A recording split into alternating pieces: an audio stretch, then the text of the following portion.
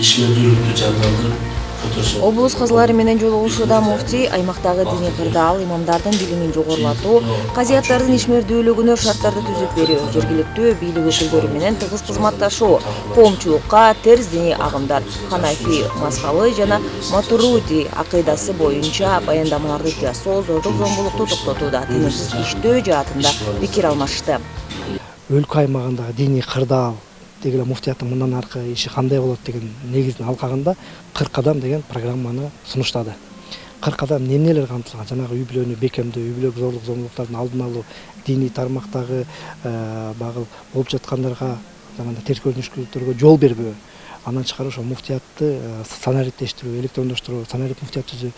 Анан муфтияттын ичинде багыл колл-центр эл менен муфтияттын байланышын бекемдөө жаатындагы, анан окуу тармагын электрондоштуруу, ошондой эле диний окуу багы диний мекемелерди, мечиттерди толугу менен каттоодон өткөрүп бүтүү.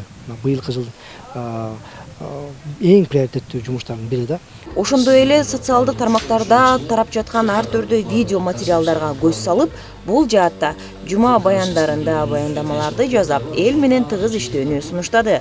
Казияттардагы кызматкерлерге жакшы шарттарды түзүп берүү менен бирге жоопкерчиликтерди күчөтүү керек экенин дагы муфтий Абдулазиз Кары Закиров белгилей кетти. Ар бир областка барганда ошол казекенин, ошол райондун имамын даражасын көтөрүп келген биринчи орунда.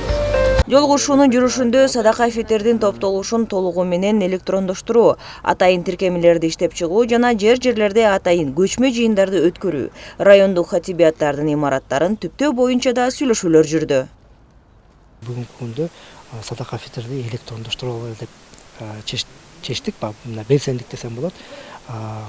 Мына быйыл толугу менен РСК банк, Кыргызстан коммерциялык банкы, Мегаком компаниялары менен, ири компаниялар менен сүйлөшүп, мынакей быйыл толугу менен тиркемелер аркылуу багы беришти биздин жарандарыбызчы. Бул биздин багы замандын талабына ылайык биз дагы диний тармактагы иш алып барышыбыз керек да. Бүгүнкү күндө жарыя бердик, элге сунуштадык. Мынакей эл дагы өзүнүн бүгүнкү күндө ыраазычылыгын айтып атат. Кээ мындай элде дагы ишенбөөчүлүк багы пайда болуп калганда, жеп коюу болсун, ачык болсун деген талап бар да.